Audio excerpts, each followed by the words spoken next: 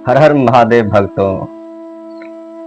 भक्तों, आज का जो चर्चा है वह भगवान भोलेनाथ को लेकर है, भगवान शिव के बारे में है।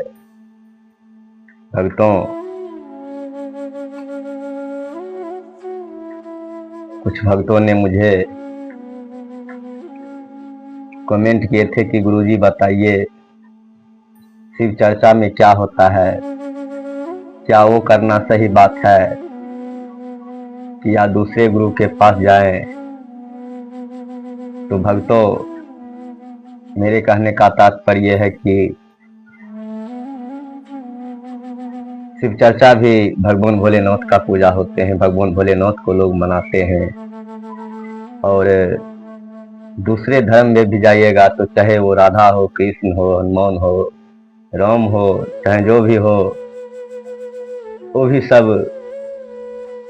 एक ही शिव के रूप हैं। तो चलिए बिना ना देरी करते हुए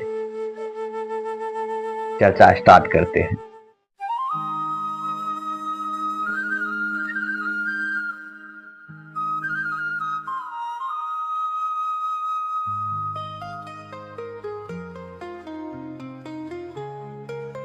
तो भक्तों, जैसे कि कुछ लोग शिव चर्चा में गए हुए हैं, शिव चर्चा का पालन करते हैं, तो आप भक्तजनों भी, जो भी लोग शिव चर्चा में जाते हैं वो तो जानते होंगे, लेकिन जो नहीं जाते हैं उनको लिए मैं ये तो चर्चा करता हूँ। तो भक्तों, शिव चर्चा में मुख्य रूप से 3 सूत्रों का पालन किया गया है। 3 विधि हैं जो भगवान भोलेनाथ को प्रसन्न करते हैं, मनाते हैं। भगवान भोलेनाथ के सहारे या भोलेनाथ के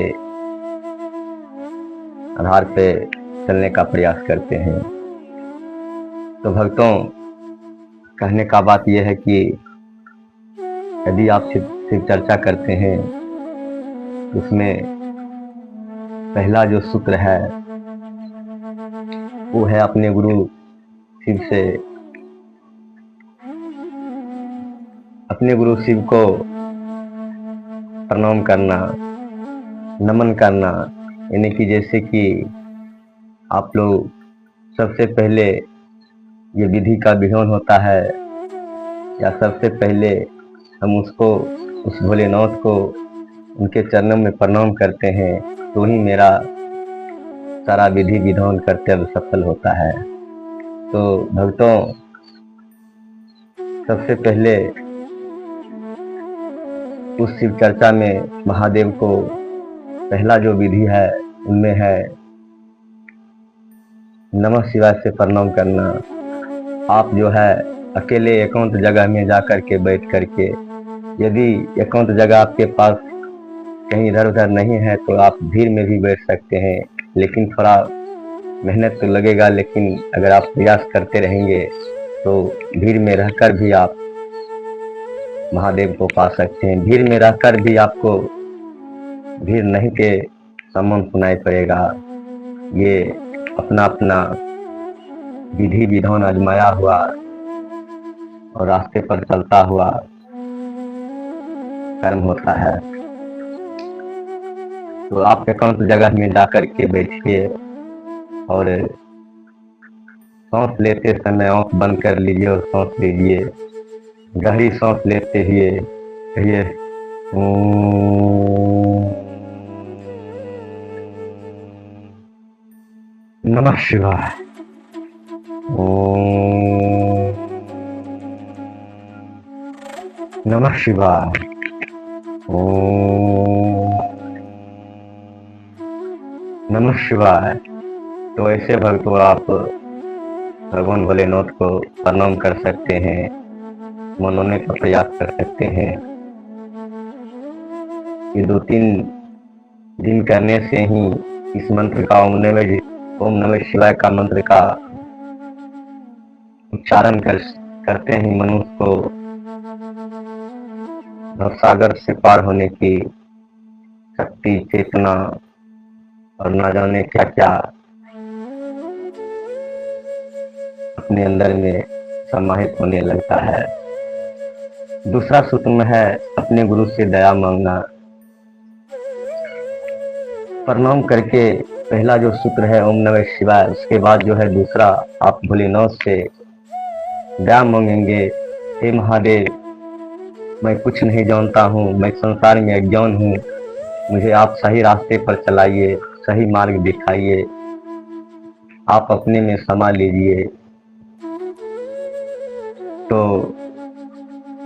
भोलेनाथ प्रसन्न होकर अगर आपकी पूजा भक्ति सब अच्छा रहेगा तो भोलेनाथ जरूर दर्शन देंगे, सही राह पर चलाएंगे और सागर से पार लगाएंगे।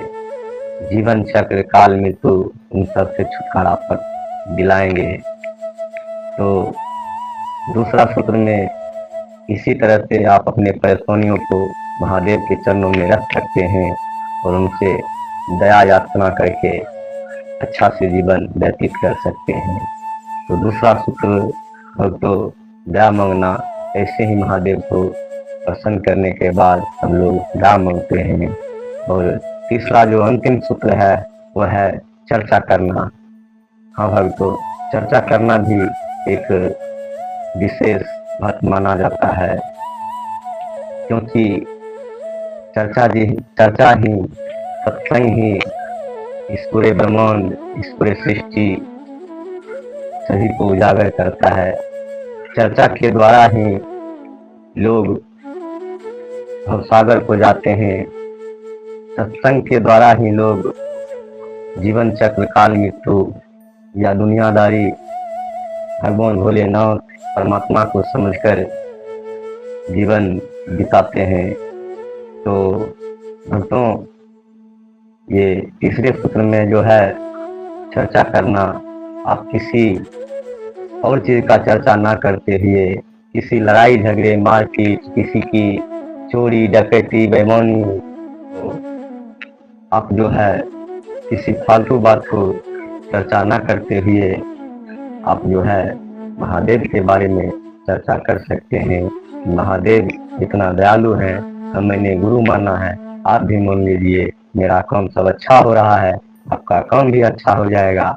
तो इसी तरह से आप जहाँ भी जाइए अपने ही गुरु को बारे में बताइए। तो भक्तों, आज का चर्चा यहीं पर समाप्त करते हैं। मिलते हैं किसी अगले वीडियो में। जो भक्त नए हैं वो कृपया चैनल को सब्सक्राइब कर ले और वीडियो को लाइक भी करे और शेयर भी करे, ताकि दूसरे भक्त भी देखकर इंसानियत के रास्ता पर चल सके, भगवान भोलेनाथ को अपना गुरु मान सके, भगवान भोलेनाथ में समा सके। यही मेरा विनती है। तब तक के लिए जय श्री राम।